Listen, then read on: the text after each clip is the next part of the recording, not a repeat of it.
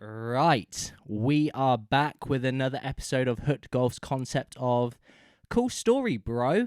And today we have a very, very special guest, someone who is literally a jack of all trades, photographer, choreographer and dancer, golfer, and by the looks of it, an amazing cook as well.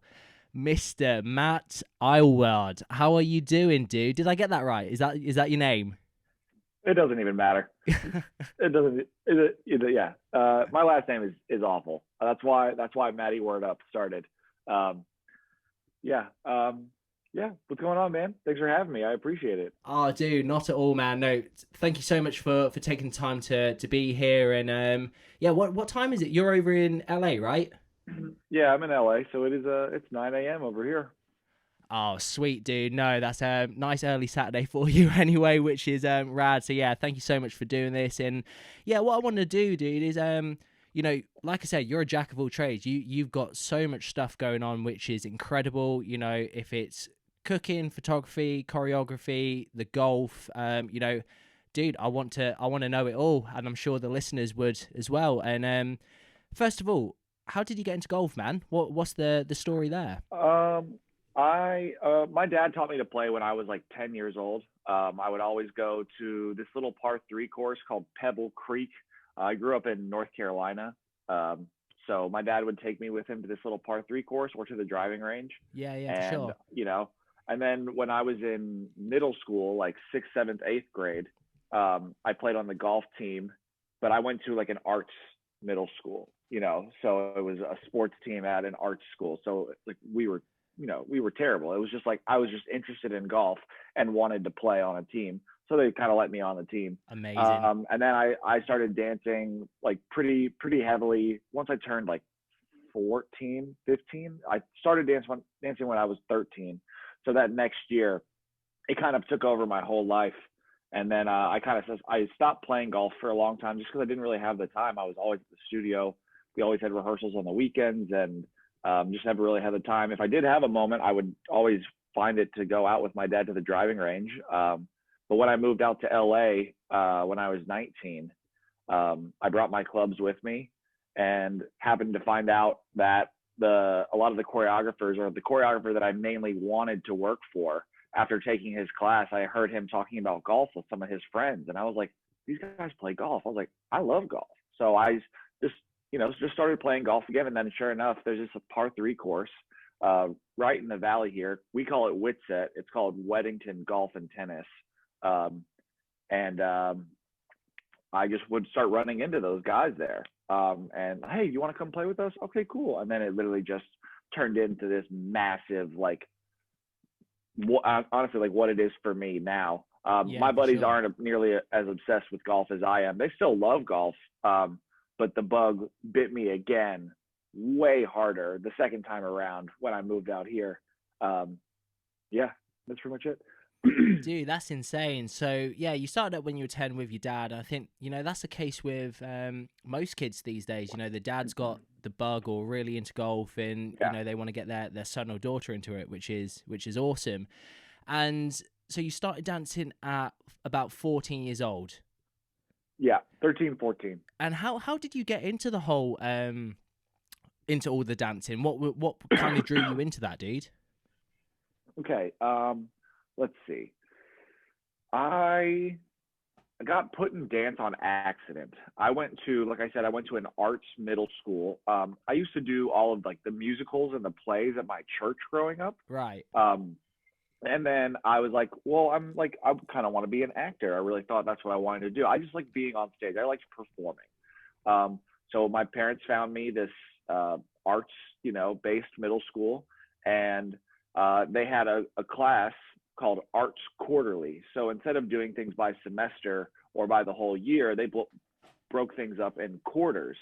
And each quarter, they put you in a different art elective, whether it was chorus or theater or dance or anything, like band, everything. So um, I was going through, like, checking off the ones that I would want to do. And obviously theater and all that was like at the top of my list. I didn't even check dance. Like I was like, no, I'm cool. I don't need to be doing this.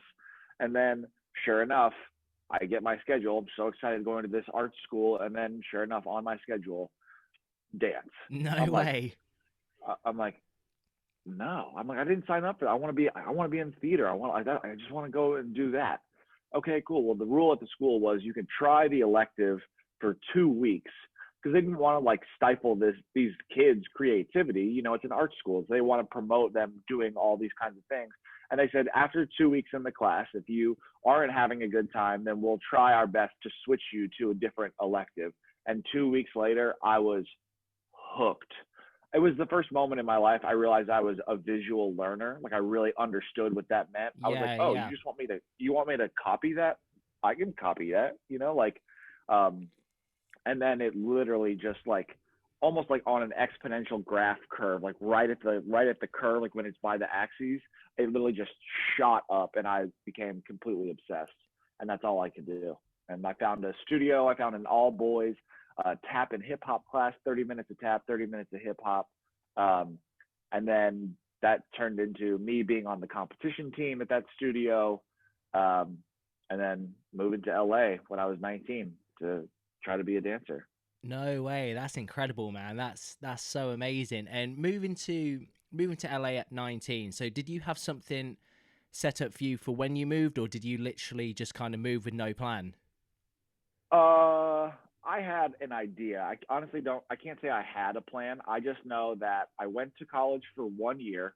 Um, I was super upset and like not depressed. I was just like not happy with my life. Yeah. Um, so I needed to make a change. So I decided not to go back to school. Um, I worked a summer job at a golf course, like in like the snack stand, making like frozen pizzas and sandwiches and giving out Coca Colas and stuff like that. And I saved up like $3,000, and I was Oh like, this is wow. plenty of money. Like this is great. Boom, moved in the end of August of 2009, and just moved to LA. I knew that the only reason I wanted to move to LA was I wanted to dance for Justin Timberlake. That's all I wanted to do. That was my only goal. That's like all I was like. I was just completely obsessed with that growing up, like studying old music videos of his or learning choreography off of videos, and that was like my main focus. I obviously wanted to dance professionally, Yeah. but I mainly wanted to dance for Justin Timberlake. That's like the only thing that I was like, you know what, this is why I'm going to do it, because if I don't go now, who knows? It might never happen. But yeah, I just felt like that's what I had to do at that time in my life. And I was super happy when I decided to move. It was tough, being 19 years old and not being an adult at all, and only having $3,000. But I mean, somehow, luckily, I put in some work and it worked out for me.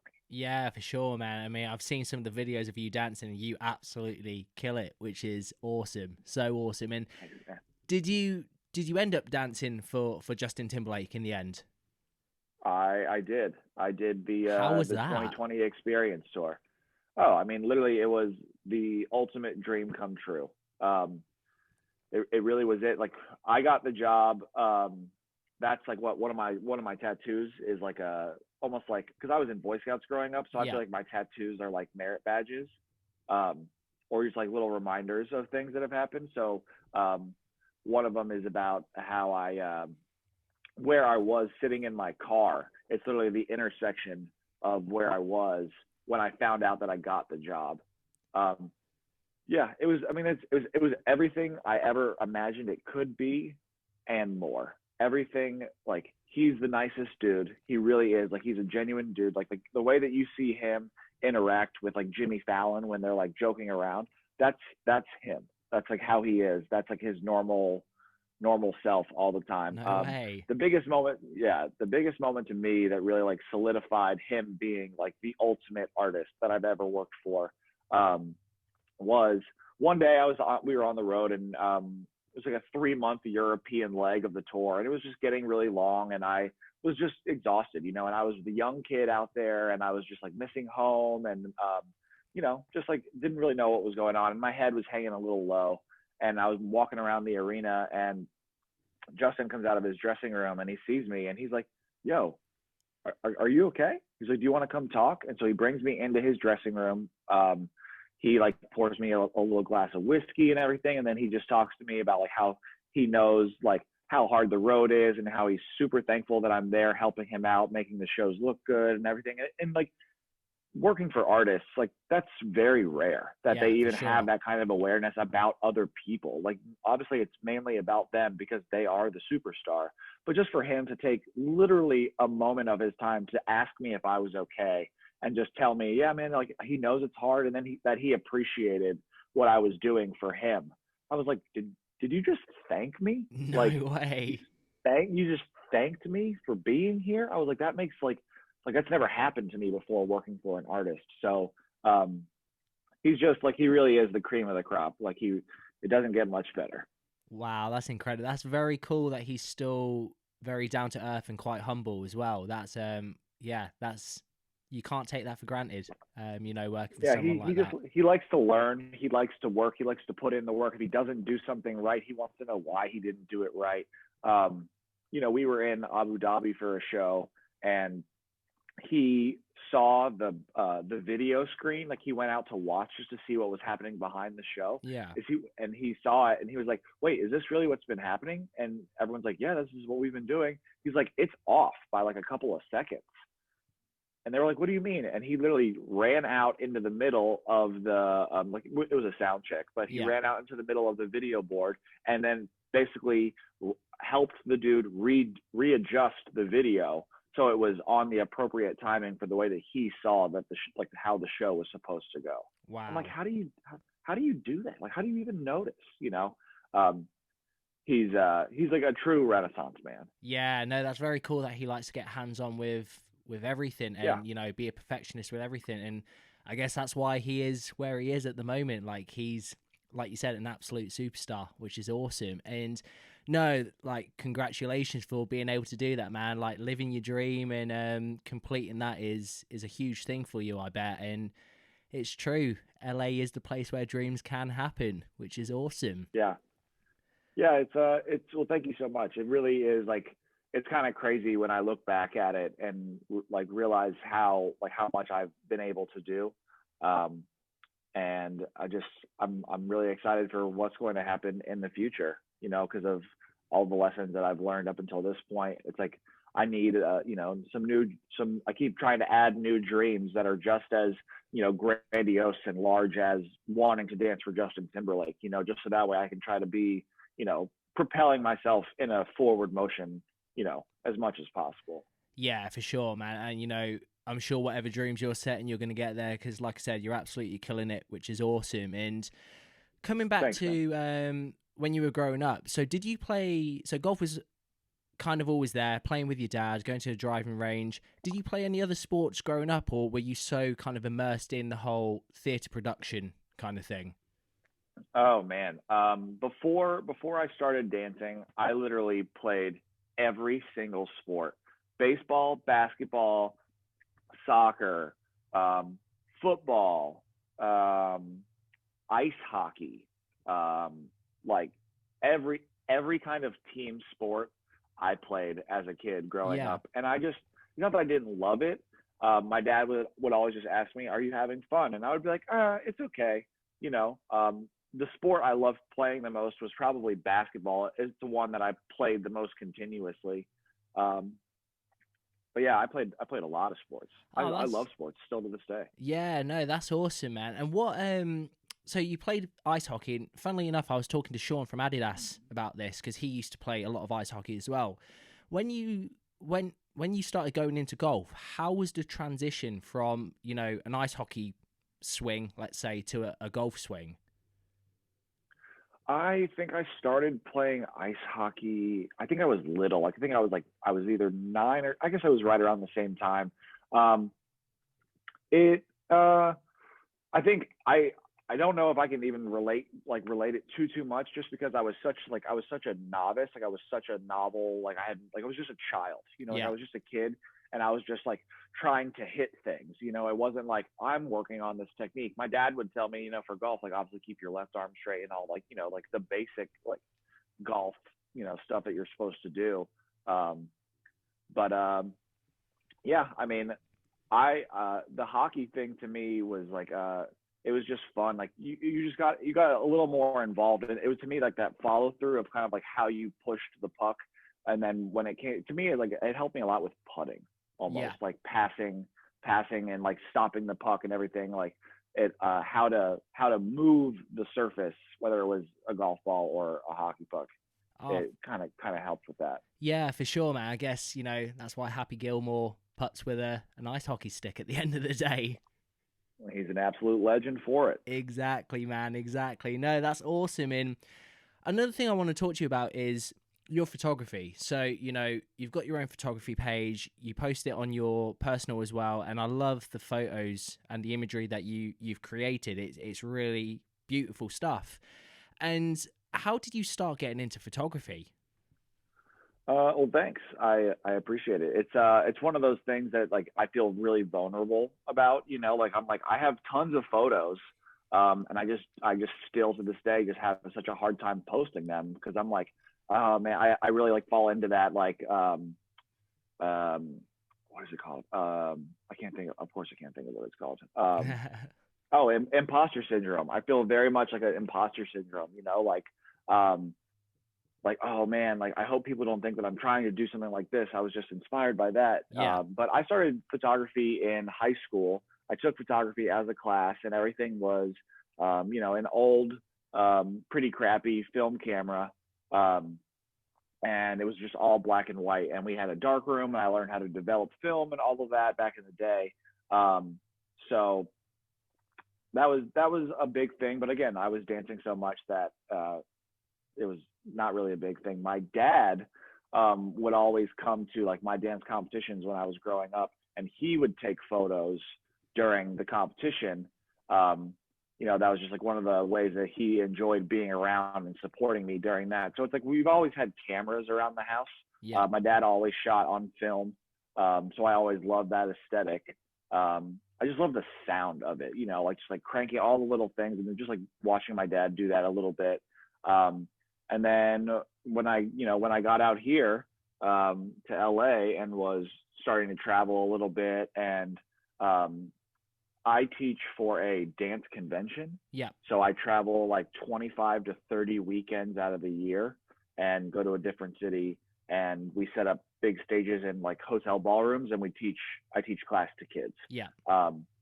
So I started bringing in my golf clubs um, on days, and on like maybe like a Friday evening or like a Saturday morning, I would have off of work, and then I would be able to go play. And so then I just started taking photos of the places that I was like going to, and then that led into, oh well, I should probably buy a camera, even though my phone is a great camera. I was like, well, I want to get a camera, but I was like, I want to get a film camera because I want to relearn like what I did in high school, because that's how I learned. I never learned on digital. I always learned on a film camera. So I was like, okay, cool. I bought a really tiny point and shoot Olympus XA because I'm very easily influenced, and Christian Hafer posted it on his story that he had a camera. He was like, oh, I recommend this camera. I was like, I'm buying it immediately. So I Yeah, for did. sure. And so I did. And then I started taking photos, and then all of those lessons, I'm like, oh, like the little random mistakes and everything, I just started relearning again. And I really just fell in love with it. And then that led to me getting a digital camera, and then, kind of where it is now, where that shoot that I did for Rada, that was my first studio shoot that I've ever done. My good buddy Kamel was the lead photographer, and he's been helping me out so much. He's been incredibly generous, and I really am so thankful for that. He's given me like photo tutorials that probably cost hundreds of dollars for me to like study, just for things that I can learn, whether Oh, it's wow. editing or shooting a certain thing, like if you're doing product photography, if you're doing this. And he's been super helpful. And so that day, when I was talking to Jason from Rada, he was like, "Where we want to do an ad campaign." I was like, "Okay, cool. Like, let's help. Like, let me put this together, see what I can do." And I asked Kamel, I was like, "I want you to take the photo, like for the photos, but I want to learn. I want to be there, like, like whether I'm your assistant for the day or whatever it is." And it turned out like, I got there early. He showed me how to set up all the lights and how to test like all the flashes and the diffusers and everything. And and then after Jason was happy with the photos that we had started taking, Kamel was like, "Well, Matt, do you want to start taking the photos?" And I was like, sure. So then that's when I just really got behind the camera at the shoot day and just started, like snapping away and trying to get as many images of all the gear as much as possible. And it was a great learning experience for me because it's something I had never done. And I'm just super thankful for Kamel for, just being literally so generous with his time, showing me how to edit certain photos a certain way, how to use this program or that program. It's been really awesome. Him, Kamel, and my buddy Dizzy, that I travel with on the weekends for my dance convention, have helped me so much with my photography and really have like increased my love. And they make me feel like I feel like a student when I'm around them. I always get excited to be around them because I know that I'm going to learn something. Yeah, for sure. And that's where that love of photography really has gotten me, because I just feel like I'm constantly learning. Oh no, that's awesome, man. And yeah, I saw the images. I was talking to Max the other night actually. And yeah, I saw the images that you guys done, and they're incredible. The fits are awesome. All the apparel looks great. The imagery again is amazing. And what was the biggest thing you took away from doing that shoot? That less is more. Yeah, for sure. Less is more. Like, even when it was like telling someone, "Hey, can you move a little to the left?" It's like, I literally just mean like a millimeter to the left. Like, it's such a small, minute thing. Or why does this image not reading the way? It's like, oh, because this flash turned off, or it got knocked a little bit, or it somehow got knocked down by like 10%. It's like or the way the sun was coming in this way is bouncing off of this wall, and we're getting more bounce. Now we need to, make sure that we pay attention to that, because we want, obviously it's an ad campaign. They want all of the images to look like they're all the same background. Yeah. And with the light changing during the day, it was just like, it was so many things, like how to give direction to people. Like I said, I teach dance all the time, but I am not the best. Like, I'm a good 2-man. Like, I'm the good 1A. Like, I don't like being in charge. I don't like telling people what to do. As a dancer, I like being told what to do, because then I can just replicate things. So it was nice to feel a little more confident in my own ideas. And that was a really good learning thing for me, to trust, like, some of the ideas that you actually have are good ideas. Not all of them necessarily, but learning to trust that a little more in myself was something that I really got from that, because I was like, well, what if we did something like this? And it turned out like really, really cool. Oh, or what if man. what if we threw these clothes on him? Or what if we did this? Or it was cool to just to have an idea and to trust your gut a little bit more than I had, especially being so new to photography and stuff. It was nice to really start trusting that and realize that I'm at the beginning of a journey that could take me a really long way. Yeah, for sure, man. And like I said, the images turned out absolutely amazing. They look spot Thanks, on, man. in my opinion. And I'm so happy. They're super clean. I'm very happy with how they turned out. yeah, definitely. And when I was speaking to Max, he was like, "Yeah, the whole day was great. Like, everyone had a lot of fun, and that's the main thing as well. Is get the job done, but have fun at the same time with it." And I can see that you're wearing and you're sporting your Rada top at the moment, and their stuff is so nice. It's clean, it's so edgy, it's exactly what golf needs at the moment. And that brings me to my next question, of which I ask everyone that's on the show, is where do you think golf fashion is at the moment, and where do you think it's going? I mean, I find myself wearing way more golf clothes than than ever before, and not like just wearing polos, whether it's like someone's t-shirt or something.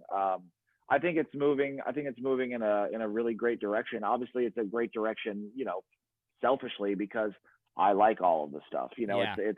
It's being broadened out to, like, obviously everyone says grow the game, but it really is being brought out to a much younger demographic. Whether it's people that are like in their 30s or like that are even younger. I think that 18 to 30 demographic is really being like targeted super hard. And I think people are allowing more like more freedom. The freedom that comes with it is like, yeah, like you can wear that. Just keep up the pace. It's like, why does it really matter? Like, why is it so important that you look like a cookie cutter version or like a halfway version of a tour pro, Yeah. and you go out and you shoot 93 and you take 4.5 hours? It's like, that's not like, no, like what, like, why is that like the status quo? I like that the status quo is being, messed with a little bit. I've said this. I was talking with Dan and Tess from Solo Golf, which I know you're a fan of them as well. Yeah, for sure. Man. And I was like, and no offense to my buddy Mike Bartell, Pins and Passports, but joggers are done. I'm done with joggers. Joggers are done.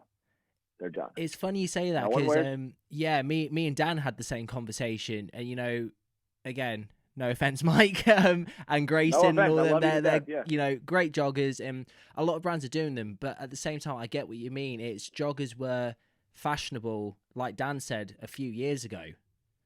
Yeah, like 5 years, almost over 5 years ago.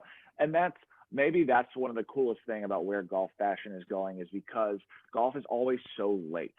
Yeah. Even when it comes to allowing women to be members of clubs, like that's like, it's just so, it's stuff like that is so asinine. Like that stuff like that still exists. Like, oh, well, this is a boys club. I'm like, it's just so dumb. Yeah, for sure. The time machine, like for me, I always say whenever I fly back home to North Carolina, that I'm actually using a time machine to go into the past, like 3 to 4 years, where like they don't really have everything like fully up to date, because it's a very simple way of living most of the time. But golf has such stringent rules, like on these things, like, oh, it has to be this way, it has to be that way. And I feel like those rules, everyone is kind of like sick of that. Yeah. Everyone is kind of allowing that to be a little softer. It's like, it's your prerogative. If that's what you want to wear, cool. Like, just go play. Like, it's a game. Like, just go play. We don't have to wear uniforms. We're not a part of a league. Like, if you want to match and you want to look good, go ahead. Like, look good. If you want to look like a tour pro and wear a full decked out Ricky Fowler orange head to toe, go ahead. Like, who cares? Like, it shouldn't be a big deal. And I really hope that pushing it forward to more actual current streetwear styles will allow golf to potentially at some point catch up, as opposed to being so far delayed in everything. Like when everyone was freaking out about Adam Scott's pants at the Masters last year, I was like, what do you like? Why is it he's wearing pleated pants? Yeah. But everyone loves like throwback 90s vintage stuff, which is the exact same thing. But they hated his pants. I'm like, why is everyone hating on his pants? And it's also like that brand Uniqlo is it Uniqlo or Uniqlo? Either way, I have a hard time saying it. Yeah. But they're a very fashion forward, basic, brand. And like, maybe you don't understand why he's wearing those pants, because they are doing something that is legitimately fashion forward, not doing something in the past. Like, that style of pant is getting bigger, whether it's an oversized or whatever, that is coming back in like real fashion, or like major designers. So they're like, we're going to do that on a golfer. And everyone's like, no, please don't do that. I'm like, no, maybe just don't live in the past. Like, don't live so far in the past. It's funny that things are like, oh, like, don't, like, it's so slow and it's just like, it's so far behind, yet everyone loves vintage stuff.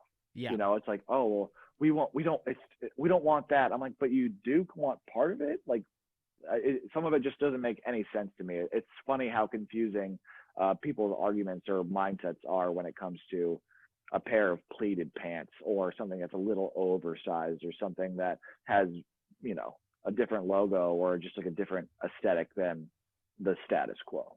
Yeah, 100%. And I mean, I've had it before with pictures that I've posted where I'm wearing an oversized jumper, a pair of shorts, and no one's actually commented on the fact that it's oversized jumper. They're commenting on the fact that I'm not wearing normal socks and I'm wearing ankle socks.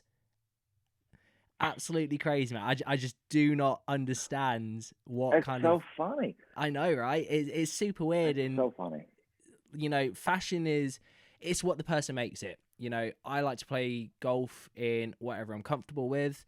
And, you know, I wear a lot of brands that are golf brands, such as yourself, but not necessarily looking like golf clothes. And I also wear a lot of streetwear brands. Yeah. And, you know, at the same time, as long as you're not offensive on the course, you know, who cares what you wear? You know, you're there to play a sport that you love. Just have fun doing it, pretty much, man. And, you know, that's what I love about a lot of the guys that I talk to on Instagram, you know, such as yourselves, you know, Hafer, everyone. We've all got the same kind of ethos and what we believe in. And, you know, Absolutely. Dan and Tess as well, they're absolutely cool. And when it was quite interesting, when I was speaking to Dan, he was saying he doesn't release stuff or apparel for the masses or, you know, for people. He releases stuff that he would play golf in. And I think that's the best idea ever. And, you know, brands such as Rada, Solo, you know, Malbon, Sugarloaf, they're making, yeah, you know, they're making the noise at the moment. And, you know, a lot of the big brands such as Nike and Adidas as well, you know, some of the shoes that they're coming out with are absolutely incredible at the moment as well. And what's your go-to on course? What's the thing that you have to have with you all the time? Let's see. Thing I have to have with me. Oh, it's my speaker. For sure, it's dude. Absolutely my speaker. Absolutely the speaker. Being a professional dancer, you know, music is such a vital part of my life. And it, you know, it takes me to, like, I can literally change my mood on the course just by being like, you know what, as opposed to being like, all right, man, you really pulled that drive. Like, you know, it wasn't really your best. And like thinking, I just changed the music. Yeah. And it changes my vibe immediately changes, you know, when I go on with that. So definitely my speaker. What speaker are you rocking at the moment on course? I have the UE Boom. Oh, nice. My girlfriend has that as well, actually. That's a really awesome speaker. Oh, it's a good speaker. I love I do wish that it was a little smaller. Yeah. You know, like I know that they have like the JBL that kind of like clips on to the bag and stuff, but it's like that's not gonna. I don't think it's gonna be as powerful as I would want. Thomas Wrighton always like basically calls my golf bag like a ghetto blaster because I will leave when I'm walking without like a push cart or something. I leave the speaker like in like my valuables bag, like valuables section. Yeah. And so it sounds like it has an extra like treble or like bass because of the fabric of the music is going through. So it literally is like an old like 80s, like almost like I have a boom box and I'm about to throw out some cardboard, but it's my golf bag. Just thumping music. Oh, that's so awesome, down, Matt. And you're using a red Jones bag as well, aren't you?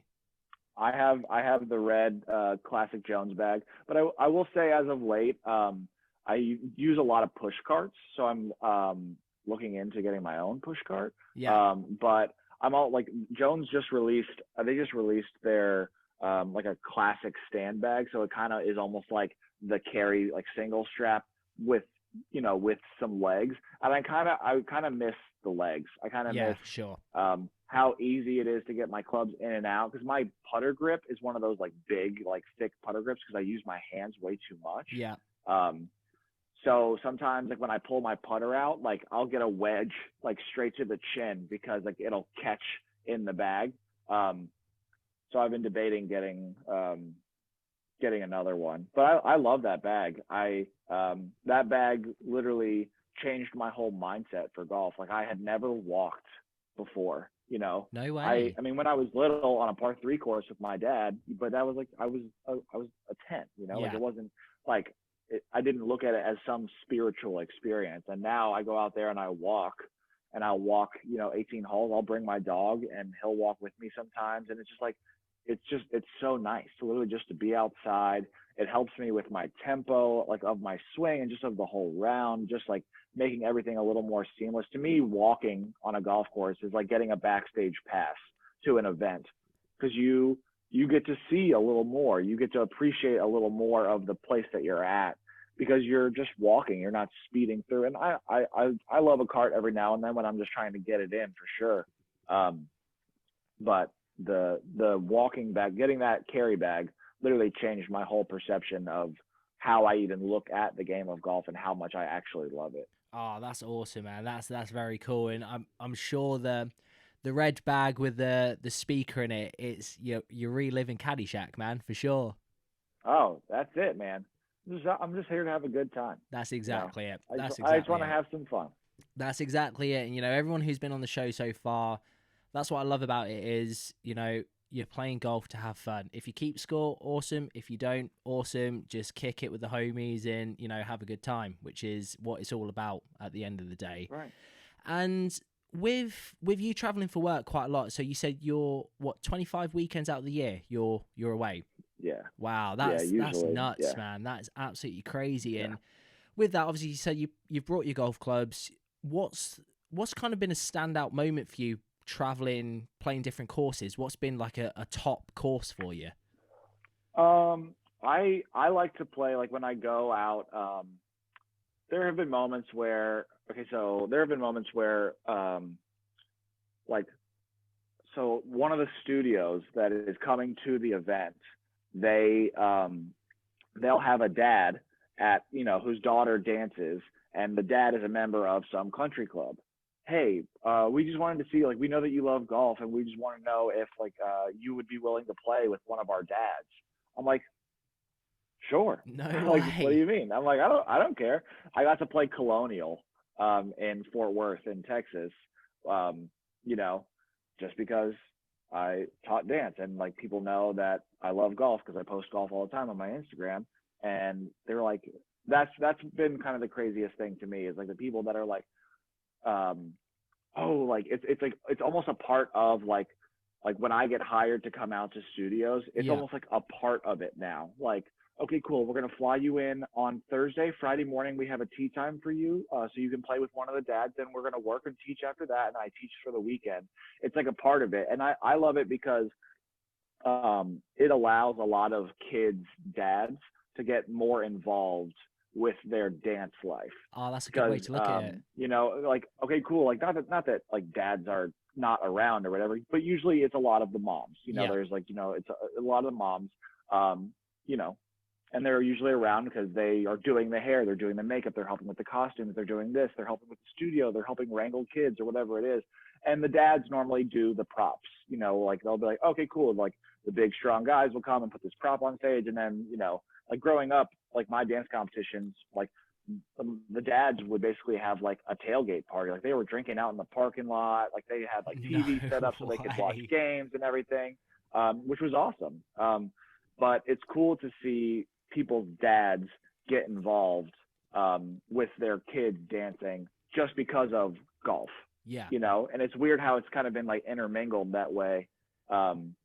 Just because I like to play golf and I'm very, very adamant. Like I teach in like my golf t-shirts, you know, whether it's a Radri or like a Sugarloaf or whatever it is or anything, I'll teach in that stuff, you know, like, and kids will come up to me and be like, oh, where did you get that? And then I get to share these like cool, like streetwear golf companies with these kids, you know, or I get to, you know, kids that are like, oh, I went out and played golf with my dad, or we all went out. I took my first golf lesson, and like they're just so excited to tell me, and I'm like, that's all I care about. I'm like, if that could pay my rent and pay all my bills, that's all I would need. That's literally all I would need is just seeing those kids being excited, spending time with their families, trying something new, learning a new sport, because you can play golf for forever. You can literally play for forever.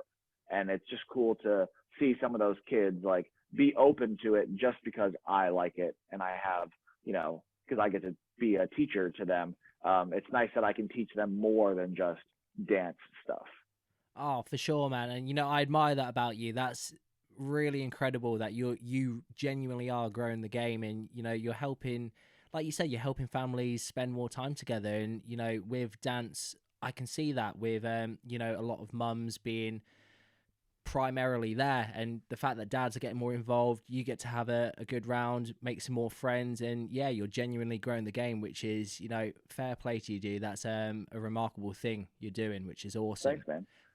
There was a time I went to Austin, Texas, and played the Lions Municipal Course out there. It's Oh like wow. where Ben Crenshaw, like all the history of that. But I went and didn't know anyone. Literally just I go out there as a single every single time, get paired up with random groups of people. And there was a guy, I'm pretty sure he was from Australia, and we were just playing around or whatever. And then after the round was over, I needed a ride to to meet up with a buddy of mine who was going to take me to go to work. The guy who I was playing with happened to be an Uber driver, and he was like, I'll just take you. Oh, And I was like, lucky, well, man. turn on your app, so that way, I can have the company pay for this ride. And he goes, oh no, man. He goes, friends ride for free. And I'm Oh like, wow. I just met him literally 4 hours earlier, complete strangers, in the middle of the morning. It's like 6 a.m., teeing off at the crack of dawn. And then the dude literally just takes me to work, literally just drove me to work. And I talk to him all the time still on Instagram. He's like, I started started traveling a little more and taking photos of these random golf courses that I get to go play. And he's like, thanks. It was so much fun playing with you. And I'm like, this is like a dream. How is this real life? For sure. How is this real life? It's crazy. No, that's awesome, man. And it's true what they say. You find out more about a person in a round of golf than I know some great golfers that I've had the privilege of playing with, and I know more about them than some of my friends from school, which is absolutely crazy. 4 hours, 4.5 hours. It's a long time to chill out with someone, and you get to know a lot about their temperament as well, which is incredible. Yeah, it's a long enough time for people to genuinely let their guard down of their boundaries and how they act around other people. It gets way softer, and whether it's a good thing or a bad thing, if people are throwing clubs or but it's awesome to see people relax. It's nice to see people be at ease and be comfortable being, a human with another person. It's just literally sharing an actual experience with someone else, as opposed to being with our guard up and being all perfect and because golf is not perfect. It's gonna beat you up. And so when you go through those trials and tribulations together with even a random stranger, you get connected. Yeah. And it's awesome to let your guard down and just be a normal person and be vulnerable with another person. Yeah, 100%, man. 100%. And next thing is, dude, you're a hell of a cook. How did this? Hey. Oh man, the stuff that you post looks absolutely amazing. And I showed my girlfriend as well. She's like, wow, he can cook for me anytime. It looks awesome, dude. And yeah, let me know. Oh, 100%, man. And how did this all start? Was it kind of you wanted to eat a little bit healthier? Was it to do with energy, golf game? Yeah, I've always loved food. I watch way too much of the Food Network. It's one of those things, the Food Network will just be on in the background, and then I would just getting sucked into watching Guy Fieri go to his diners, drive-ins, and dives, or go to all these other things, and so just seeing all these weird places. And then growing up in North Carolina, I did, everything is fried chicken, or everything has or barbecue, or all these things, and everything has a very specific way of going about it. I think that the fact that I've been able to travel as much as I do, whether it's just in the States or when I was traveling on the road on tour and everything, I always would go and be okay, what what's the thing that I have to have here? I've never eaten here. What's the one thing that I have to have? You know, there are certain things that I don't like. You know, like I'm not a really big fan of mushrooms and stuff. Yeah, But when I go to places and that's the thing that you need to eat there, I'm gonna eat it. You know, like I like to try things. I always say I'll try anything twice, for sure. not once, but twice. Once, if I don't really like it, I'll try it again just to make sure. Because like, you know, it really depends on like the mood that you're in or everything. So I just got super interested in like at the beginning of lockdown and everything. I was watching videos of how to cut vegetables properly because when I would cook my food, there would be some parts that were cooked really well and then other parts that weren't cooked as evenly. And I was like, well, how do I do that? I'm like, well, I'm not applying any of the proper techniques. So let me just YouTube search how to cut vegetables. And I literally watched like countless videos of how to, you know, cut vegetables a certain way. And then that led into, okay, cool. Well, I'm cutting this onion this way. I'm going to use it and make this. And then I'm going to use and make this. Or like, oh, we can do that. Or, oh, I didn't know you could do this.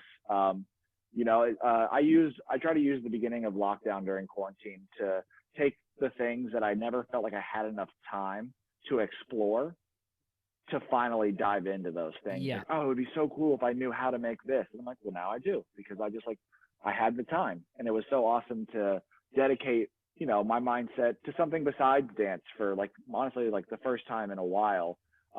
Honestly, even besides golf too. It was nice just to do something else and to truly be like a student, you know, something else. Oh, dude, that's I rad. watched way too many of the Bon Appetit YouTube videos.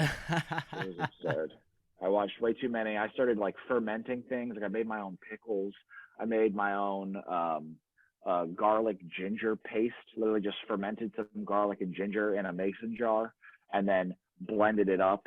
And then anything that would call for like, oh, I need some ginger, I would just take that paste and just throw it in. Like just trying to keep it as exciting and like just I wanted to learn. You Yeah. know, was just super excited about learning and like seeing what kind of different taste profiles and like all the documentaries on Netflix. Like there's one, Salt, Fat, Acid, Heat, and the whole premise of that entire show is that those are the only four things that you need to make a complete dish: a little bit of salt, some fat, acid of some kind, and some form of fire or actual like spice. And I'm Yeah. like, oh, I'm like, that's only four things, you know? And then you learn how to balance those things. Like, oh, this needs a little extra lemon, or this is not like, it's not acidic enough, or this isn't fatty enough. How do we get some fat? Oh, you add a little oil or something, or we're going to put some avocado in here because you need a little bit of that. And it was just exciting, you know?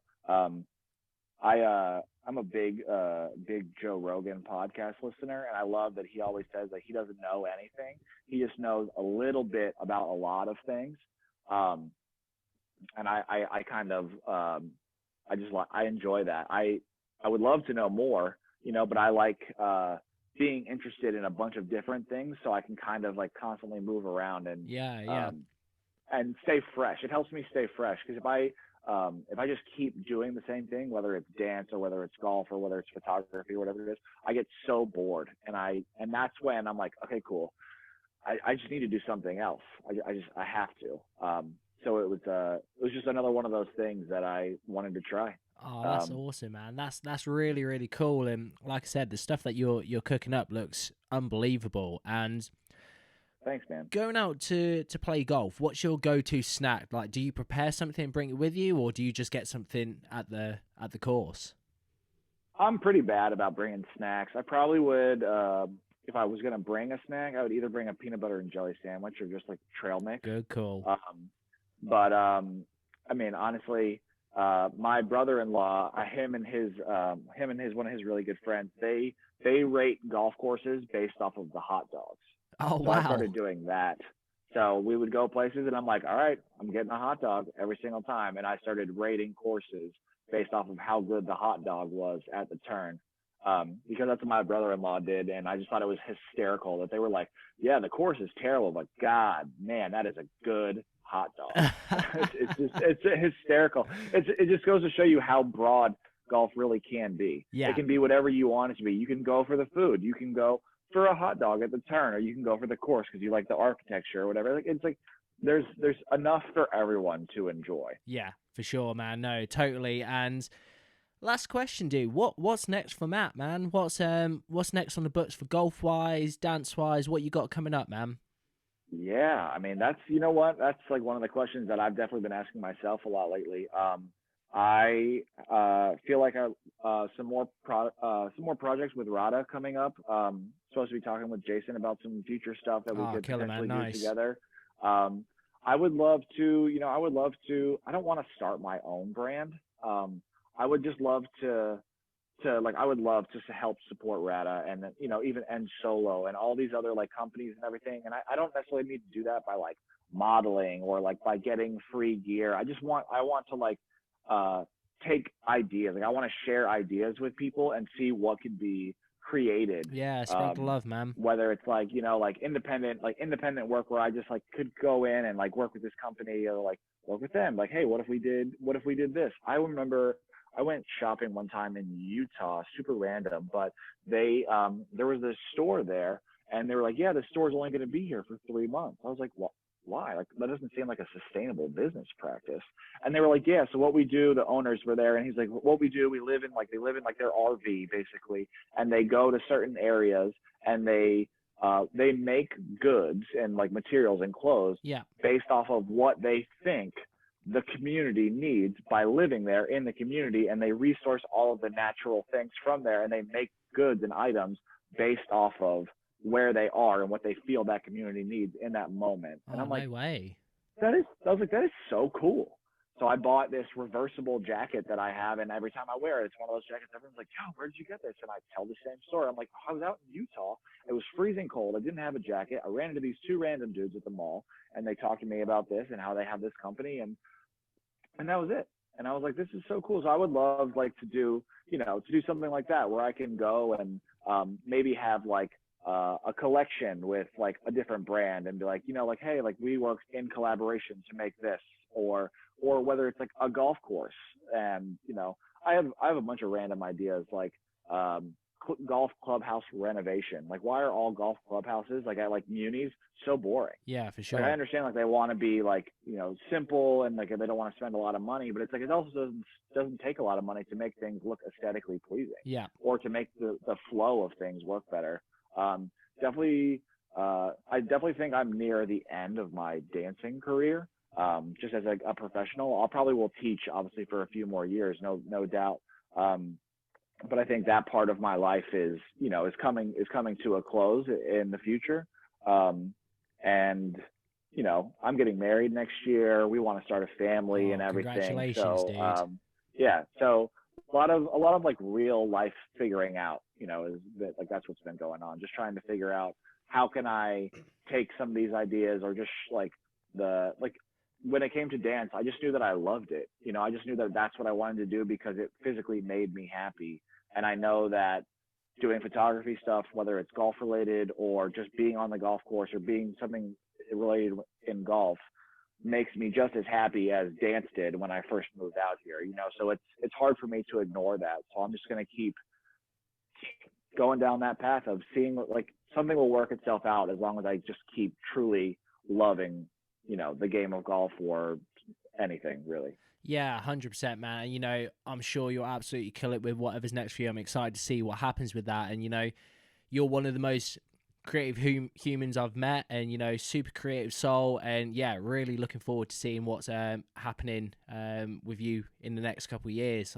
You know, I'm sure it's going to be a really amazing journey. And, you know, we'll get you back on the show to explain what's happening in the future. And for anyone that wants to check you out, dude, what's the Instagram for you? Oh man, MattyWordUp. MattyWordUp. That's me. That's the one, man. And you know, You want to know what? I was actually in London when I made up that name. I no was on way. tour. I was on tour with Jason Derulo, and Instagram had just become like a thing. And one of my first photos on my Instagram is me in one of the red phone booths over in London because that's like I was there and I went to like make my name and I thought it needed to be like some almost like it was a screen name for AOL, you know. And I was like, okay, cool.